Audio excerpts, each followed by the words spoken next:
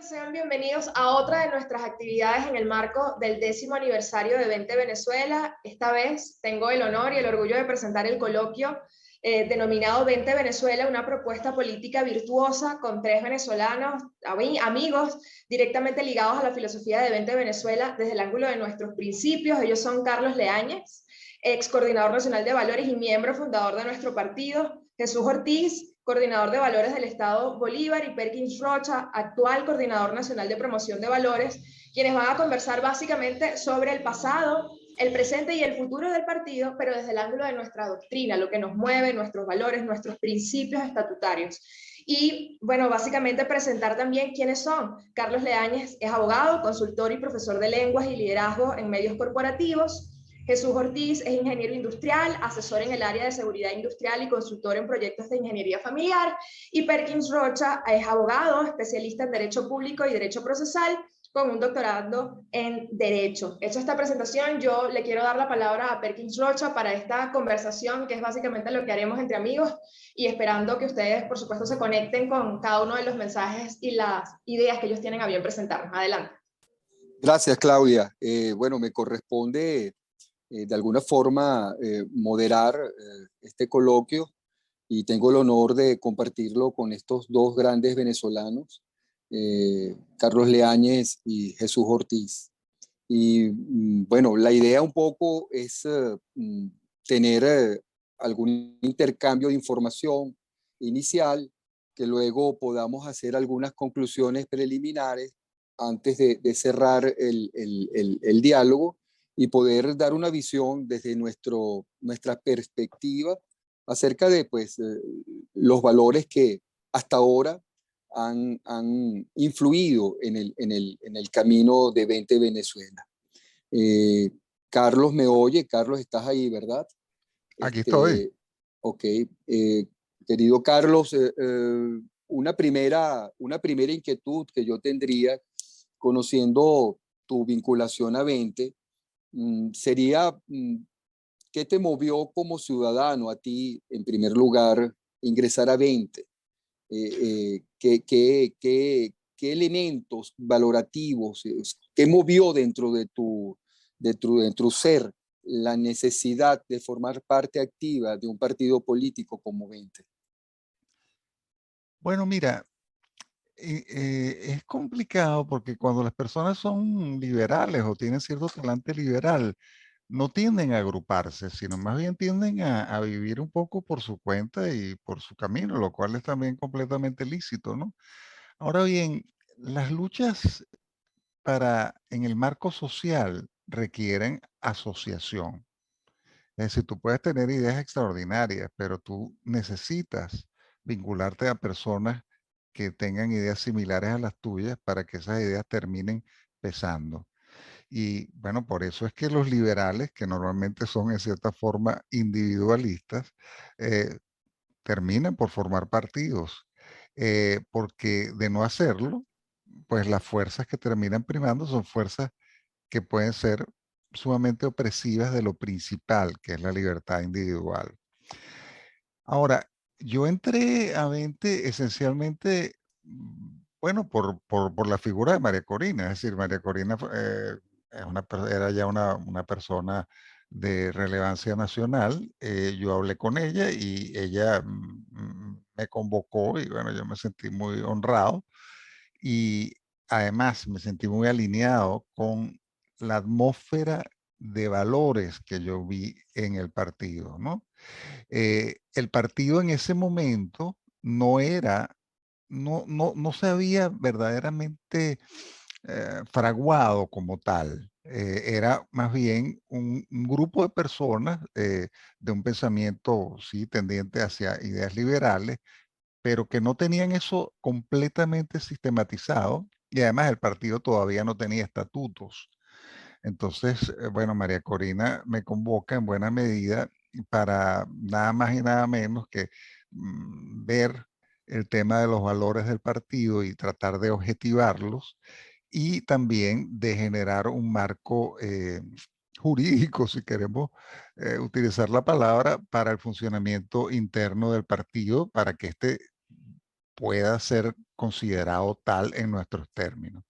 Permíteme, Entonces, permíteme, Carlos, destacar dos cosas que me parecen muy importantes de lo que has dicho, ¿no? En primer lugar, hablaste de la necesidad de la asociación. No basta ser liberal.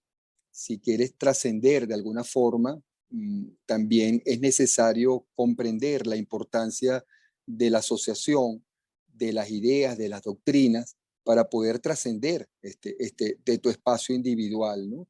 Y por otro lado, destacaste al final el trabajo de sistematización, una vez que había de alguna forma compactada esa asociación entre liberales, la necesidad de sistematizar aquellos que bien acabas de definir como aquella atmósfera de valores, ¿no? Que me parece importante destacar esos dos elementos, ¿no? sí, sí, no, bueno, y fue una tarea maravillosa. Me había acompañado por Miguel Ángel Martínez Meucci, que es una persona muy cercana al partido, en mi concepto, el politólogo más brillante de su generación. Y bueno, acometimos esta tarea conversando con todas las personas que circulaban por Bejucal, la sede del partido, que en aquel momento era una casa abierta en donde circulaban personas de todo el país y de toda Caracas, ¿no? Y entonces, bueno, mira, yo allí fui como destilando y fui interrogando a las personas y destilando. Además, existían ya ciertos textos escritos, lo que eran los valores esenciales. Y bueno, allí en un diciembre, en el hotel Four Seasons, cuando todavía existía, un diciembre hubo una convención del partido y nos reunimos y yo dije una frase que, que quedó como grabada en mármol y que se ha repetido y se repite mucho en el partido sin saber cuál es su origen. Yo dije, 20 no es un partido más, 20 es el partido que faltaba. El partido que Por, faltaba. claro, ¿por qué el partido que faltaba? Porque cuando uno se pone a ver los partidos venezolanos, uno se da cuenta de que todos tienen su raíz última o bien en la Iglesia Católica o bien en el Partido Comunista. Entonces, realmente, y eso, bueno, es decir, no estoy haciendo una mera descripción. Uno revisa cualquier partido y todos tienen en su genealogía, terminan teniendo o bien a la Iglesia Católica o bien al Partido Comunista. Aunque sea para pelearse después con ellos, ¿no? Pero en definitiva, ese es su pasado remoto, su ascendencia remota. En cambio, el liberalismo en Venezuela nunca ha tenido verdaderamente una representación importante en la política. Si bien en el siglo XIX, a nivel simbólico, se planteó como el desideratum, ¿no? Pero en definitiva era el mero ropaje de un caudillismo crudo. Ahora, una vez que concluye la dictadura de Gómez, sí podemos decir que Venezuela eh, genera una cantidad de partidos que terminan siendo hijos o del Partido Comunista o de la Iglesia. Y además, esos partidos terminan recubriendo todo y legitimando su acción política siempre con un adjetivo que es social. ¿Mm? Es decir, la palabra social es la palabra que legitima la acción política. Y eso en verdad es un gran problema porque evidentemente todo es social, pero ¿qué significa social en el contexto que estoy hablando? Significa Estado grande y Estado que interviene y Estado que entorpece. Eso es lo social. Lo social no es beneficiar a la gente, porque en ese sentido nosotros también somos sociales. ¿Mm? Nosotros Claro, somos sociales, pero no claro. socialistas. Es un adjetivo particular, ¿no? Que además el régimen lo ha amalgamado con otro adjetivo con el que juega a veces a una especie de matrimonio, que es lo militar, ¿no? Mm, mm, Imagínate, yo siempre juego de esta forma, ¿no? Pensemos en la cultura, la palabra cultura, lo que eso significa, y acto seguido pongámosle el adjetivo social, cultura social. Inmediatamente cambia absolutamente el contexto. Pero pongámosle ahora el otro adjetivo, militar, cultura militar. Y pongámosle los dos adjetivos, sociomilitar. Pensemos en cualquier actividad de la vida y nos daremos cuenta de cómo el régimen habilidosamente le ha querido cambiar el sustantivo a todo el contenido de nuestra vida, es decir, una vida social y militar, el deporte social y militar, las manifestaciones artísticas sociales y militares. Le ha dado una connotación que ha sido muy útil para ellos, ¿no? Ahora te pregunto, Carlos, ¿qué había en esa Venezuela que te pido este ejercicio de alguna forma, de que pudieras resumir de alguna manera la Venezuela de aquel momento en que ustedes decidieron constituir 20 y construir su ideario como tú bien lo has, digamos, ayudado a hacer? ¿Qué había en aquella Venezuela distintivo? Si se te pararan por la calle a Carlos Leañez en aquel momento y le dijeran, ¿usted es venezolano? Sí. ¿Qué siente en este momento? ¿Qué le está ocurriendo con su proyecto de vida? A nivel personal. A nivel personal y a nivel colectivo, como tú bien quieras enfocarlo, ¿no? Bueno, bueno, no, es decir, básicamente nosotros tenemos que entender que el régimen chavista es un régimen muy astuto, que sabe adaptarse a las circunstancias que va creando o que le van saliendo al paso. Y termina por caer siempre en cuatro patas. Es decir, hasta ahora lo ha hecho, de otra manera no estaría en el poder. Entonces, nada, yo sí sentía que en esa época, yo sentía que había unas posibilidades reales de cambiar el tema de la detentación del poder real en Venezuela. Era una época de muchísima lucha, de muchísimas manifestaciones. Este, Sin embargo, yo siento que poco a poco nos hemos desplazado a otro momento en donde, si bien todos los frentes deben estar abiertos, necesitamos concentrarnos mucho en la batalla por las ideas, mucho en la batalla cultural. Nosotros tenemos que entender que así como nosotros respiramos aire y ese aire entra en nosotros e informa a nuestro organismo y le da vida, nosotros también respiramos cultura y la respiramos de manera igualmente inconsciente. Y esa respiración inconsciente de las ideas en Venezuela es muy nociva porque nos hace pensar que estamos derrotados, nos hace pensar que la única manera posible de organizarse es a través del Estado y a través de unas personas que supuestamente saben más que todos los otros y le van a organizar la vida a los otros, etcétera.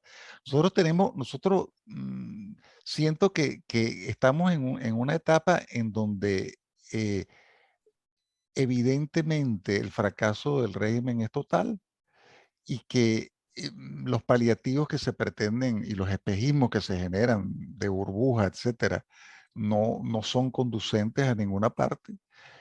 Aquí toca, entonces, insistir en los valores de la libertad, insistir en los valores de la libertad. Es decir, No, el partido está más vigente que nunca, está más vigente que nunca. Lo que tenemos que conseguir es, bueno, las vías, y eso ya es parte ya de las tácticas y de las cosas, del aterrizaje en la vida concreta, en lo cual, por supuesto, no me voy a meter, pero el aterrizaje en la vida concreta siempre tiene que estar presidido por la brújula, hacia dónde tú vas. ¿M? Y bueno, esos son los valores. Por eso es que, es decir, hay una cosa para cerrar. Hay un momento en Alicia en el País de las Maravillas donde Alicia está perdida y se encuentra ante una multitud de caminos y el gato le pregunta, y ella le dice, estoy perdida, ¿por qué camino de tomar? Y entonces ella le dice, bueno, es que no sé muy bien a dónde quiero ir. Entonces el gato le responde, entonces no importa qué camino tomes, ¿no? Entonces, Cualquiera, cualquiera. sí, cualquiera te sirve. Entonces, nosotros somos la antítesis de esa situación. Si hay un partido que sabe a dónde quiere ir en Venezuela, es 20. Y nosotros queremos ir a una sociedad que supere el horror actual y que supere el ensayo democrático previo, que era demasiado socialista y que por lo tanto no pudo dar los frutos de bienestar y de prosperidad que da una sociedad organizada en torno a la libertad. Pero es muy útil tu apreciación, Carlos, porque además de ser un venezolano comprometido, que estuviste 100% vinculado a Vente en su inicio y que sigues comprometido desde el exterior con una perspectiva probablemente distinta a las que tenemos acá, yo quisiera que me dijeras, eh, eh, estos dos países, el país con el que arrancó Vente y el país que tú percibes, es el país que ahorita nos rodea. ¿En qué aspecto deberíamos acentuar nuestra batalla ideológica, nuestra batalla cultural? ¿En qué aspectos de la libertad? ¿Dónde pondrías el acento en este momento en el país? No sé, porque sinceramente pienso que ese es un tema de táctica y muy concreto, que pienso que las personas que tienen el oído puesto sobre la misma tierra, para decirlo en términos de Rómulo Gallego, pueden quizá informar mejor sobre eso, ¿no? Pero lo que sí es lo que sí tenemos que entender es que si nosotros nos desvinculamos o perdemos contacto o perdemos la visión de la brújula, entonces estamos como Alicia, podemos agarrar cualquier camino. Entonces nosotros sencillamente tenemos que mantener siempre la mejor estrategia y la mejor táctica es no perder de vista la brújula, porque cuando la perdemos de vista nos disolvemos, es decir, ya no somos lo que éramos y ya el sentido del cual éramos portador se desvanece. Entonces, mira, Venezuela está llena de socialistas herbívoros y de socialistas carnívoros. Nosotros básicamente no somos ni lo uno ni lo otro, sino somos portadores de unos valores que funcionan. Yo siempre he dicho, Vente tiene que ser el partido, el eje más que izquierda-derecha, debe ser arriba-abajo. Vente es portador de ideas que llevan hacia arriba. Hubo un momento incluso que se hablaba de 20 para arriba, ¿no? Bueno, realmente yo pienso que nosotros no debemos perder de vista dos cosas.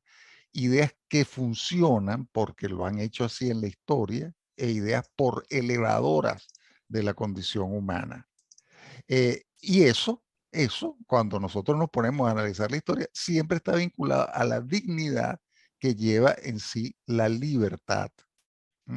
Entonces, digamos, cada quien pensará, cada quien evidentemente ve las cosas desde su ángulo, pero, y me parece muy bien que así sea. Yo cuando era coordinador nacional de valores del partido, pensaba que mi coordinación era la más importante.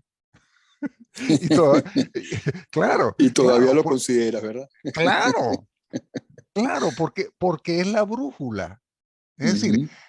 todo el resto de las acciones se está haciendo para eso, si no es una mera búsqueda del poder.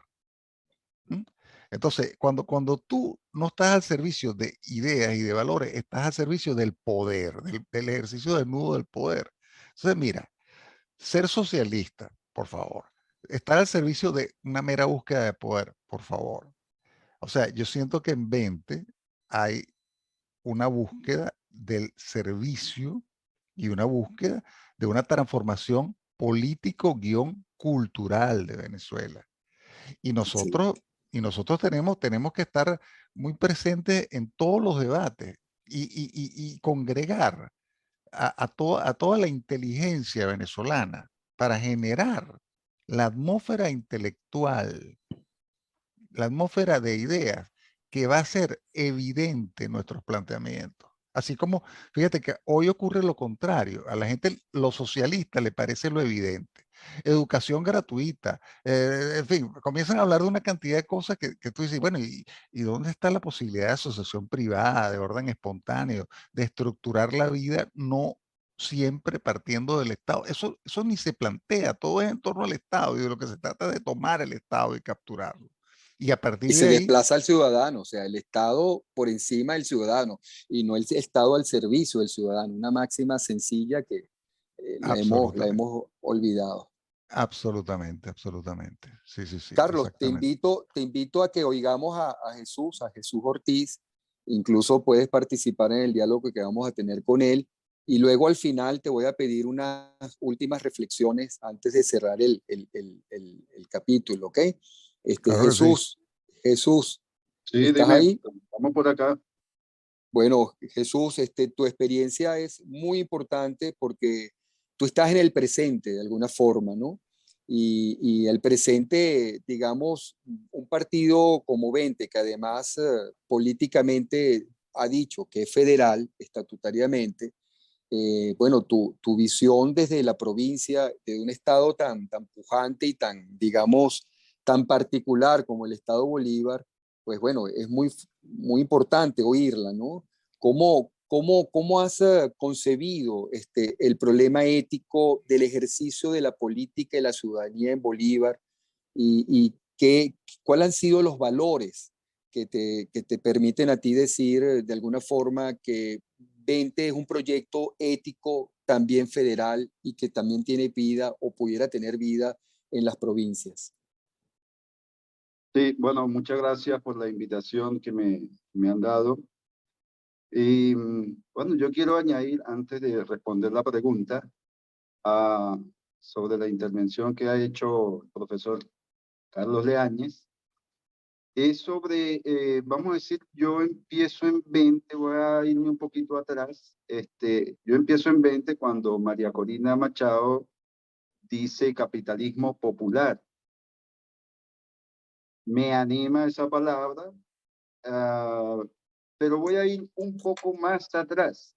Voy a cuando Chávez sale a la palestra política y da su golpe de Estado y luego es liberado, etcétera. Me dio un miedo tremendo. Prácticamente yo soy un ciudadano que en esa época ni votaba. Yo no me interesaba la política, vamos a decirlo así. Y veía la política como algo, no me está afectando, aunque en la realidad siempre afecta. Pero vi la necesidad de meterme en política y empecé, bueno, vamos a ver qué es política, qué es esto, con qué se come. Y empecé a investigar por internet, libros, empecé a comprar libros. No sabía, yo soy un ingeniero industrial, estoy en la parte de vamos a decir, no en la parte social, sino en la parte de la ingeniería como tal. Pero a última hora, pues, afecta la parte social sobre la parte individual, la parte, vamos a decir, de las profesiones que ejercemos cada uno de nosotros. Y vamos a decir, empecé en un partido político, no lo voy a nombrar, estaba empezando en ese tiempo. Empiezo como cualquier persona que no sabe nada de política, y esta experiencia sentí que era un asco por dentro las cosas que hacían. Esto tiene una brújula, y la verdad es que el liberalismo es la brújula de todo ser humano. En cuanto a la pregunta, mira, del ideario de valores, por supuesto, la libertad individual es lo principal. Si nosotros no tenemos libertad individual, somos esclavos prácticamente del gobierno. O sea, lo que estamos viviendo actualmente.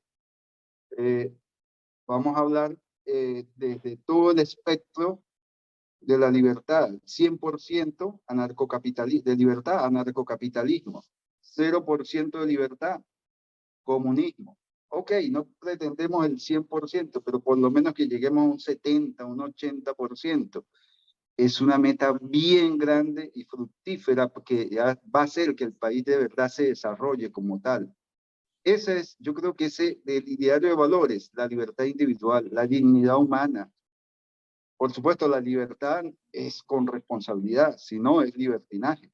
Así de sencillo. Pero Jesús, te pregunto, eh, cuando tú en Ciudad Bolívar, en Puerto Ordaz, en San Félix, hablas con algún ciudadano, particularmente algún joven, y empiezas a conversar y a indagar qué motivaciones tienes, y tú le planteas la libertad, ¿tú sientes que eso tiene resonancia hoy por hoy en una persona, digamos, un ciudadano común y corriente?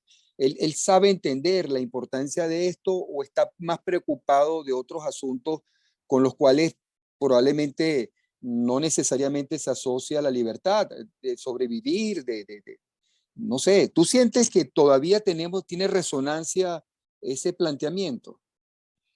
Mira, en las reuniones que normalmente hacemos, incluso hace la semana pasada que también estuve visitando muchos sitios de San Félix, me fui con el coordinador municipal a visitar casas para ir animando a la gente. Y vamos a decir, la gente, pues, en estos momentos, en los actuales momentos, hay mucha desesperanza. Cuando uno habla y en conversaciones que uno tiene normalmente con las personas, y yo le trato de comunicar esto, que es el liberalismo, cuáles son sus valores, en principio lo ven así como algo raro, ¿no? Pero a nosotros nos interesa salir de este gobierno. Ellos no lo absorben bien, no lo asimilan de una forma. O sea, es una tarea bastante difícil, hay que seguir insistiendo, insistiendo. Tenemos dentro de lo que vamos a hacer, si Dios quiere, que lo hacemos. Nosotros hacemos cursos normalmente de personas que entran, le informamos. Hay personas que actualmente dentro del partido te hablan de una manera muy fácil sobre lo que es el liberalismo. Me impresiona incluso ya la forma de expresar las ideas y, y ahí es cuando yo digo, cuando una persona empieza no sabe nada, o sea, no sabe con qué es eso.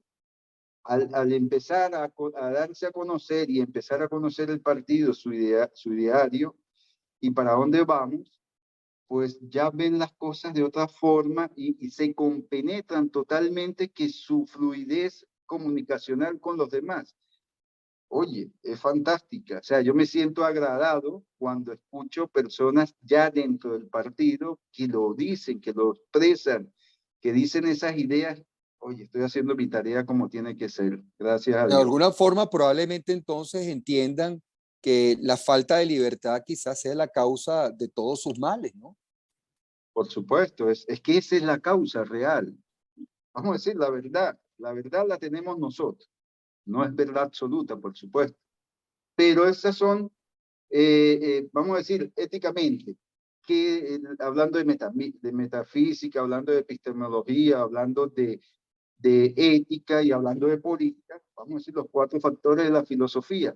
Bueno, vamos a ir con esos parámetros y vamos viendo hasta llegar a la política para poder cubrir. Si tú no pasas por la ética, en las enseñanzas que damos normalmente, pues entonces estás fracasado como político, porque tal como lo dice el profesor, están buscando el poder por el poder. Y eso lo viví yo en un partido anteriormente. Aquí no se ve ese zancadillas que las personas normalmente hacen en otros partidos. Me comentaba una muchacha hace 2 semanas, el chisme por todos lados para figurar en algún lado. Aquí no, aquí cada quien tiene su rol, aquí cada quien está desempeñando su función y tiene tareas muy específicas.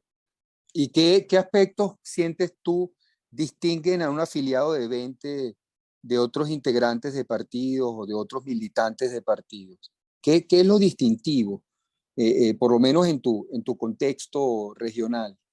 Mira, son más sinceros, son más honestos en sus cosas, eh, dicen las cosas por la calle del medio, tienen criterio. Eso lo hace diferente de los demás. Los demás te están diciendo cosas que sabemos. Ok, queremos salir de este régimen, es verdad. Pero ¿cómo? ¿No? El rumbo, la brújula, ¿para dónde tenemos que ir? Ellos no la saben. Nosotros sí vamos por el camino correcto, sí estamos diciendo las cosas cómo deben ser, por dónde deben ir. Y bueno, con el liderazgo de María Corina Machado, ya en todas partes, ya no era como antes que nombraban a 20 de último, no, ahora 20 la nombran, por lo menos aquí siento que sí, ahora la nombran de primerito. Bueno, me correspondería a mí en este momento hacer una especie de breve reflexión o análisis de los retos que vamos a tener hacia el futuro, ¿no? No con ánimo de ser futurólogo, pero en todo caso de hacer una perspectiva con la proyección de nuestro ideario, que bien nos lo ha destacado Carlos, de cómo enfrentar los retos que se avecinan, ¿no? Para lo cual yo creo que es importante plantearles a ustedes la consideración de que yo siento que hoy el régimen ha vuelto nuevamente a mutar, ¿no? Nuevamente a tener una forma organizativa, un poco amorfa, pero que tiene otros matices muy distintos a los que tenía cuando nació 20, hace 10 años, a los que le hicimos una propuesta ética que considero, como bien lo han apuntado ustedes, sigue vigente, pero es otro el objeto que tenemos de estudio y otro el objeto que tenemos de enfrentamiento, ¿no? El régimen, por ejemplo, su represión masiva dejó de serlo a pasar a una represión selectiva, por lo menos en los primeros meses de este año, ¿no? Sus instrumentos de dominación y de alienación también han sido cambiados y han sido recubiertos de una especie de barniz de democracia, ¿no? Ellos empiezan a hablar y a hacer prácticas y ejercicios democráticos que, aunque aislados y asistemáticos y de alguna forma con la participación de un sector de lo que antes era la oposición, les ha permitido ir construyendo una nueva matriz de opinión en virtud de la cual la normalización es lo que, digamos, emerge de esa idea, de que el país empieza a normalizarse porque de alguna forma estamos coparticipando las dos tendencias que hasta ahora están presentes en el país, y eso es posible gracias a una actitud magnánima del régimen de ceder espacios de participación. Eso lo podemos ver por mínimas, digamos, espacios que se ha dado en la gobernanza municipal como producto de las últimas elecciones fraudulentas, en una economía del país que empieza a ser simplemente rentística, pero con un nivel de exportación alto, se abren y se libera la importación y la exportación y algunas trabas, y se va creando a partir de eso una ficción de restablecimiento institucional de la economía. Y también lo podemos ver incluso en un aparato muy sensible del país, que es la justicia, cómo empiezan a ceder algunos espacios judiciales en la creencia de que estamos reconstruyendo un Estado de Derecho, lo cual simplemente es una ficción, porque, digamos, es el propio monstruo que cede espacio para confirmar y preservar su estructura, ¿no? Y repito, lo triste de esto es que con la participación de un sector de la oposición que parece que claudicó, que se cansó y que no está dispuesto a seguir sacrificándose, sino que está dispuesto ahora a ejercer la política de manera más confortable, creyendo que un sector de buena fe de ese sector de la oposición, creyendo que de esta manera es inteligente hacer política, y otro sector que evidentemente lo hace por razones crematísticas, es decir, por razones de interés, son socios del régimen. Esa realidad pareciera consolidarse en este momento y esa es la realidad que un partido como 20 tiene que asumir, creo yo, en una posición, digamos, de alta responsabilidad, porque 20, además de ser una forma política de acceder al poder, es también un partido una organización política que instruye al ciudadano. La virtud de 20 está, entre otras cosas, entre otros elementos, es que es una propuesta ética de vida que perfectamente podemos utilizar frente al marasmo que tenemos enfrente. Es como bien decía Carlos, es una guía, es un balizaje, es un mapa donde podemos colocar dentro de él los factores que incluso en determinados momentos juegan al doble perfil. ¿Ok? Entonces, rescatar acá las cualidades éticas y las coherencias que ha tenido 20 y que se sigue manteniendo, pues es fundamental. Y ojo con esto, ¿no? Probablemente ese acercamiento, y corríjame ustedes si me equivoco, Carlos y Jesús, ese acercamiento o esa valoración ética que ha hecho 20 en el pasado pudo significar abandono de ciertos cuadros o incluso pocos aliados. Digamos, 20 siendo un partido que valoriza su posición ética frente a la vida y frente a sus hacer políticos, es un aliado incluso incómodo para otros sectores de la oposición que ven que nuestra radicalidad, y así nos las califican, es, digamos, un estorbo para llegar a una solución posible. En este momento, pienso yo, y repito, los invito a que me corrijan si me equivoco o a complementar la idea, estamos en un momento dilemático. Estamos en un momento de que, repito, el monstruo ha cambiado. El gorila no es el mismo que nos enseña los dientes y los colmillos y nos muerde inmisericordiamente. El gorila se vistió de flus y tiene formas amables, incluso huele bien y nos está invitando a participar con él. De alguna forma, tenemos entonces una ficción de país ahorita que nos rodea, donde aparentemente todavía consigues alimentos en los anaqueles, hay libertad de exportación e importación, no le están cayendo encima los factores comerciales, hay un sector muy privilegiado de la población que está contratando mano de obra y le está pagando bien.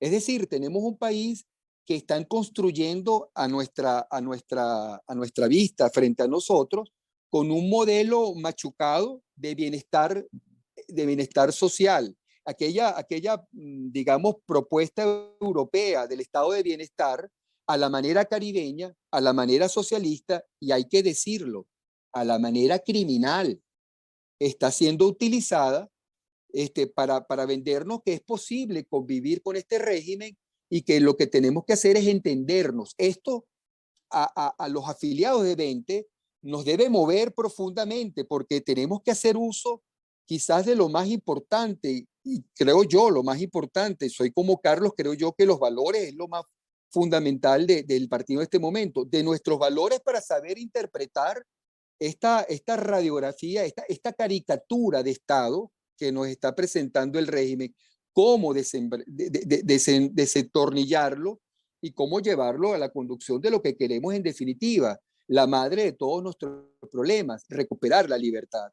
Entonces, quiero por último destacar quizás nuestro mayor valor en este momento, de ese ideario en el cual Carlos Leáñez y otros más pasaron horas tratando de sacar un conjunto de valores que nos sirvieran de guía. Yo de ese ideario en este momento coyuntural del país destaco el valor más cercano a la virtud que tienen ellos, que es la fuerza como el vigor en los principios, la fuerza como el poder o la potestad de obrar y la fuerza como virtud, ¿no? Que nos ha servido y nos ha permitido en un momento determinado saber valorar los caminos políticos, no descartándolos, sino valorándolos frente al momento histórico en que estamos enfrentando. Es decir, saber incluso discernir lo que es el fin político del instrumento para llegar al fin y entender que también utilizando el instrumento estamos haciendo política y podemos ser fuente de virtud, de que haciendo las cosas, es decir, haciendo oposición, haciendo política, también estamos construyendo país. Esa fuerza nos ha permitido entender que hay momentos en que se debe votar, hay momentos en que no se debe votar, hay momentos donde la negociación es útil, hay momentos donde la negociación no es útil, que los diálogos son útiles en determinadas condiciones, cuando nosotros vamos a un diálogo, a una negociación, teniendo una fuerza en virtud de la cual podemos establecer nuestras condiciones y no claudicar a ellas o bajar la cabeza. Es decir, la fuerza nos ha permitido valorar virtuosamente nuestra posición política en esta Venezuela y poder discernir cuáles son los caminos que nos conducen realmente a la libertad y cuáles son los caminos que nos alejan de ella. Y repito, en esta tarea son muchos los aliados potenciales que nos atacan y que se van de nuestro entorno porque nos consideran, digamos, un obstáculo para sus fines, pero probablemente, yo estoy convencido de eso, pero no dejo de pensar en que haya factores o probabilidades que no alienten de esa manera. Yo estoy convencido de que esa virtud es la que nos va a permitir sostenernos en el futuro y existir en el futuro, porque esa virtud es la que nos ha permitido hasta ahora llegar a estos 10 años todavía cohesionados, todavía, digamos, frente al monstruo, parados con firmeza, parados con fortaleza y parados con principios. Esa circunstancia hace que nosotros como partido político le demos un adjetivo distinto a cualquier sustantivo que empleamos. Vamos a unas elecciones con fuerza, primero con la renovación de nuestra dirigencia y en definitiva con la fuerte convicción de que no podemos participar mientras esté ni el régimen ni sus raíces que han penetrado toda esta pseudodemocracia. Vamos a una negociación, pero con fuerza virtuosa, sabiendo cuáles son las parcelas que se pueden ceder y cuáles son de alguna manera imposibles de ceder porque nos desfiguraríamos inclusive como nación. Vamos a un diálogo, vamos a un consenso, pero con fuerza. ¿Y cuál fuerza? Preguntaría cualquiera. La fuerza de la virtud, la fuerza de los valores. Esa, digamos, sería la reflexión final para este momento donde avisoramos un futuro a partir de estas circunstancias que nos están rodeando, donde nos demuestran un país distinto al país que hace 10 años tenía al frente un partido como Venezuela. No sé, invito a Carlos Leáñez, a que después de haberte oído a ti, Jesús, y a mí, haga una reflexión final sobre estas circunstancias y sobre todo sobre los futuros acontecimientos que tengamos, cómo abordarlos y cómo lo aprecia él. Carlos. Gracias, Perkins. Bueno, mira, yo, ya que son las palabras finales, quisiera decir algo que me parece esencial, que es la guerra de Ucrania. La guerra de Ucrania tiene unos paralelismos extraordinarios con nuestra situación. Se diría que no, ¿no? ¿Cuál es la enorme diferencia entre la guerra de Ucrania y lo que ocurre en Venezuela? Bueno, que hay una frontera con la Unión Europea y con una parte neurálgica de Occidente, y es una nación, Ucrania, que ha manifestado es decir, su afán de ingresar al corazón de Occidente vía la Unión Europea de una manera vehemente. Estas dos circunstancias han provocado que a la invasión de Putin no haya ocurrido lo que Putin preveía, que era un desmoronamiento de Occidente en razón de un cierto hedonismo que estaba prevaleciendo en Occidente, sino que más bien Occidente ha comenzado a cohesionarse y a utilizar todos los medios a su alcance, con un mínimo de prudencia, para ayudar a los ucranianos a entrar en coordenadas de libertad. Entonces, yo pienso que esto es algo que debe estimularnos mucho a los venezolanos. Es decir, nosotros tenemos que entender que por el hecho de tener nosotros una cultura de base cristiana, en primer lugar, y por el hecho de organizar el mundo y de codificarlo a través de una lengua indoeuropea como el español, nosotros somos parte substancial de Occidente. Y es en Occidente. Occidente es la única civilización en donde el individuo tiene relevancia política. Incluso la noción de persona es una invención de la civilización occidental. Y por eso es que eso tiene una traducción política. Entonces, ¿qué estamos viendo en Ucrania? Lo mismo que en Venezuela. Lo que pasa es que nosotros, es decir, en el corazón de Occidente no ocupamos un puesto tan absolutamente clave o no hemos sabido presentarnos como una posición tan sensible para Occidente. Pero nosotros tenemos que entender que la libertad es siempre victoriosa, porque la libertad tiene más fuelle. Lo que va a ocurrir en Ucrania, ¿qué es lo que va a ocurrir? Lo mismo que ocurrió con la Unión Soviética cuando Reagan, el Papa y Margaret Thatcher estaban confabulados. Sencillamente, Occidente tiene más fuelle y en una guerra de resistencia gana. Ahora está el fuelle de Occidente contra una economía más pequeña que la italiana, en un país de un tamaño desmesurado, absolutamente decadente, corrupto y autoritario. Entonces, yo quiero traer esto a colación porque los venezolanos tenemos que entender que no estamos solos y que tenemos que ir a la búsqueda de Occidente y a la búsqueda de nuestro perfil occidental y elevarlo para entender que la comunidad de valores que nosotros tenemos con Occidente, porque somos parte de él, invita a que el combate por la libertad sea no solo en Ucrania, sino también en Venezuela. Perfecto. Jesús, te hago la misma invitación. Sí, voy a hacer una... hablaste del espejismo que tenemos actualmente, en lo económico, y voy a reflexionar sobre eso.